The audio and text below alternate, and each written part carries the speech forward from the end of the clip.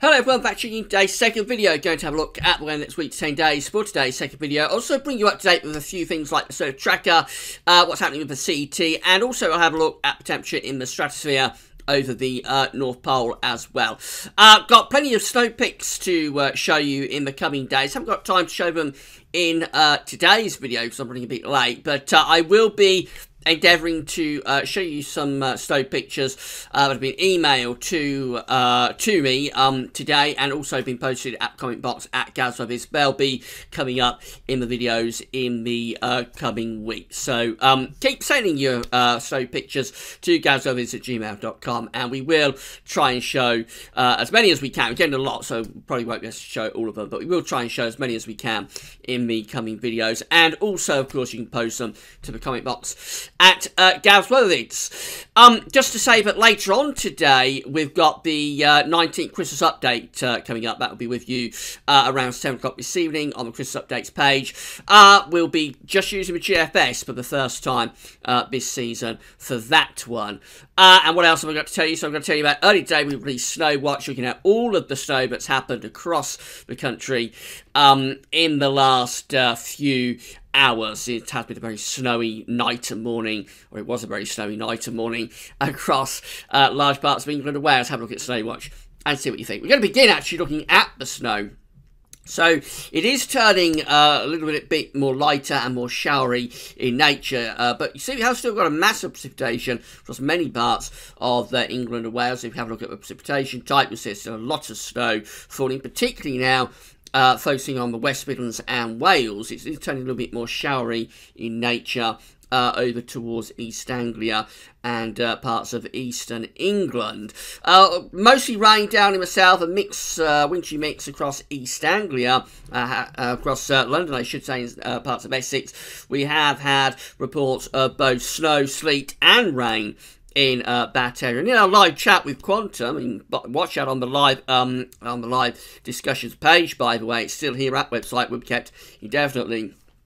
In the live chat with Quantum, we did say that London looked like it would be more or less the divide between rain and snow, and that's very much how it has turned out today. But that's a little bit more widespread with the snow down in the south than we expected. But overall, pretty much the areas we thought would get snow have had it. You'll notice there are a lot of snow showers now starting to pile into northern Scotland, so things beginning to kick off again for northern parts of Scotland. They could have a snowy evening across parts of northern and northwestern Scotland. This is how the central temperature is looking at the moment. This is from Hadley, and it's provisional up to yesterday, up to the 9th of December. Sorry, I haven't got the highlights right. I'm running very late with everything this morning. I'm not used to having to do the videos on a Sunday, really, because I've been doing my winter updates, of course, which have been keeping me busy since the start of September. So I'm going to get back into the swing of recording these videos again on a Sunday.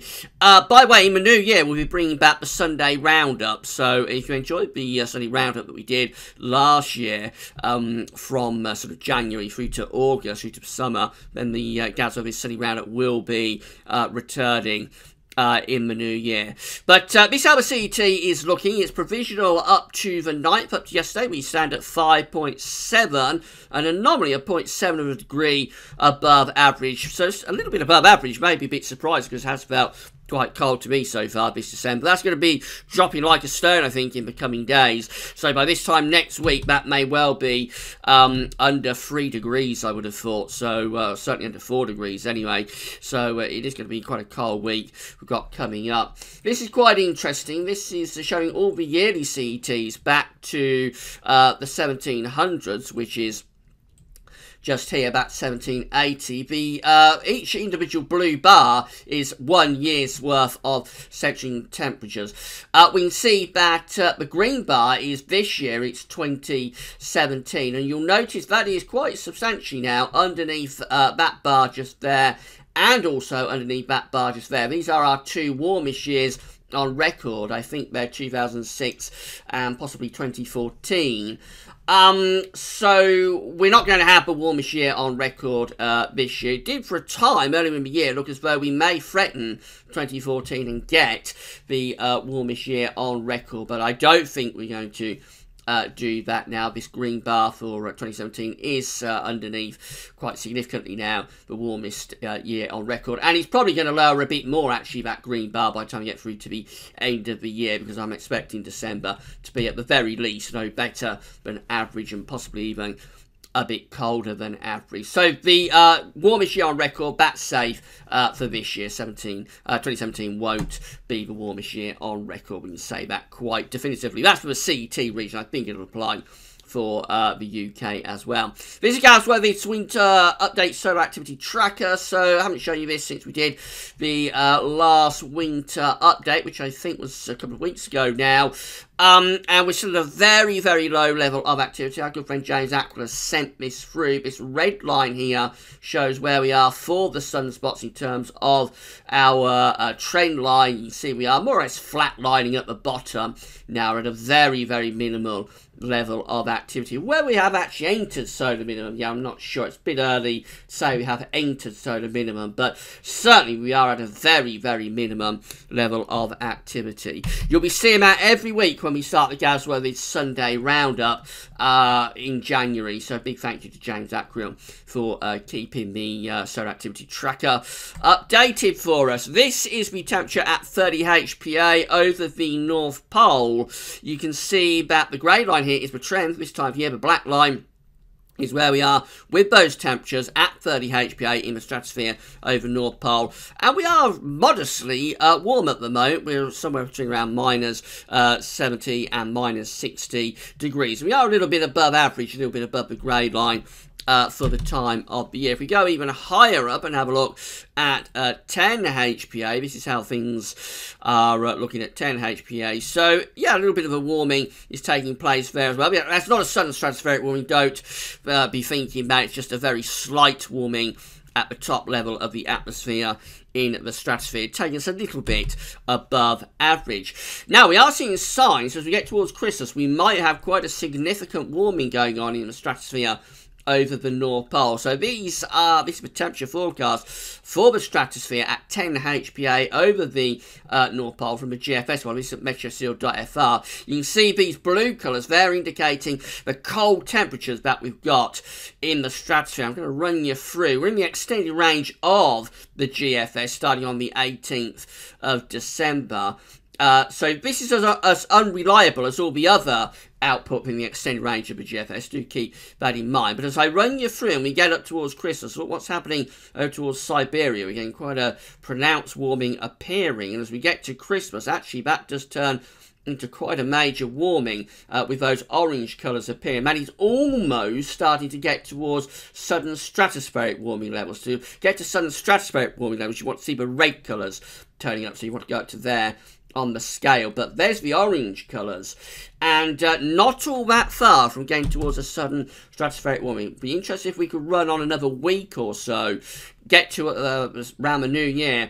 We may well have to think a little bit about sudden stratospheric warming. We are expecting one this year, I think, because we have that rapid build-up of snow cover across Siberia. We're also, during October, we're also in an easterly QBO, and these things do kind of enhance the chance of getting a sudden stratospheric warming over the North Pole.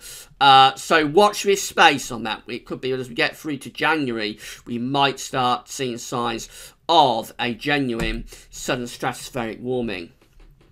These are GFS temperature and precipitation ensembles the next couple of weeks. We've got the red line here, which is the 30-year upper air temperature average. This is for London, by the way. So we're going to be solidly colder than average for the next week and into the weekend. So we've got a week of cold weather in the bag. Now, after that, we are seeing signs of a warming trend here in terms of the upper air temperatures. So it does look as though the temperatures will be lifting up above the red line, above the 30-year average as we run up towards Christmas. That's this period just here. Well, you've got to keep in mind with this, I'm going to show you the air pressure ensembles, is that a lot of those runs that are going warmer than average are probably anticyclonic. So what you have to think about is that whilst things may warm up a little bit in the upper atmosphere, down on the surface, if we're under an area of high pressure, it is possible we will keep things really quite cold. There are a few cold outlier members as well. That one just there in particular And there is still the suggestion, albeit a reduced one, there is still a suggestion that we might take the high pressure up to Scandinavia sometime close to Christmas. If we do that, we could pull in some easy winds. In terms of precipitation, here's today's rain and snow. There could be more rain and snow in the southeast tomorrow. After that, rain coming through in the middle part of the week. And then it looks a little bit unsettled through the course of next week on some of the ensemble members. So I think next week's weather is still a bit up for grabs, really, this third week of December, still quite uncertain. These are the GFS ensembles in terms of surface pressure.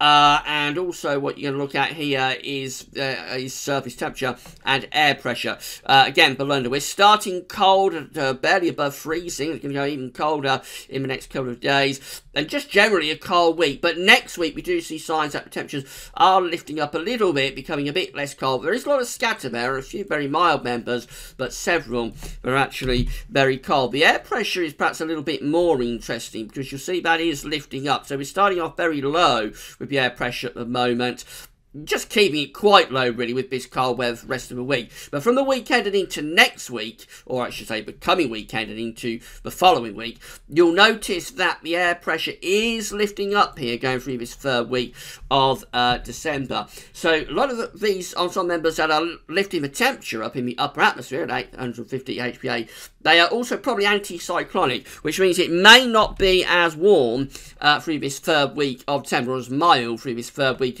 of December as you might think by looking at that. The position of any ridge is going to be really critical.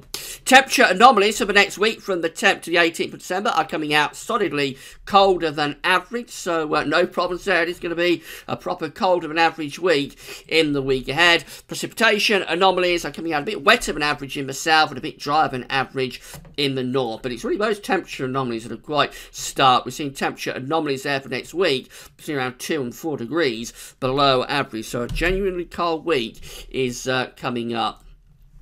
Let's just finish off with the GFS and ECM then. So this hour GFS is looking for Thursday, bringing cold winds back in from the northwest. Might be some sort of snow situation again on Thursday. GFS is hinting at that. By Friday, we're turning winds back into the north again. So a proper northerly plunge returns at the end of the week, and we keep it cold into the weekend as well, with lots of high pressure around, particularly across England and Wales. It looks very cold this weekend, but this coming weekend, I should say. But for the north, it does perhaps start to turn a bit milder on Sunday. And then through the early part of next week, gradually these milder westerly winds are slowly starting to extend in. That's how we're looking at day 10.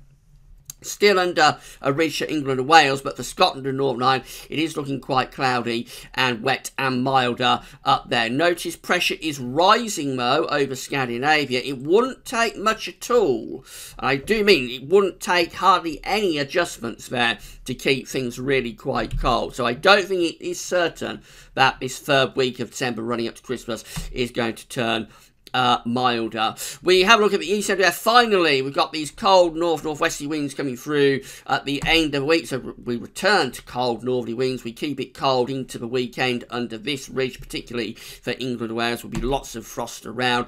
And then we go to Monday the 18th of December, starting to run up towards Christmas. Milder southwesterly winds are beginning to return again, and that takes us up to day 10 when the Atlantic has broken through. We're in a milder flow at that point, so the ECM does want to turn things a little bit milder as we start the run up towards Christmas. As I say, we're going to have the 19th Christmas update coming up for you at 7 o'clock this evening. You'll be interested to see what it shows. The GFS, or you're going to use the GFS, is really on a knife edge between turning things milder and keeping things quite cold and anticyclonic, and maybe getting that high pressure up to Scandinavia. So still uncertain as we're running up to Christmas, and you'll know more about that in the 19th Christmas update at 7 o'clock.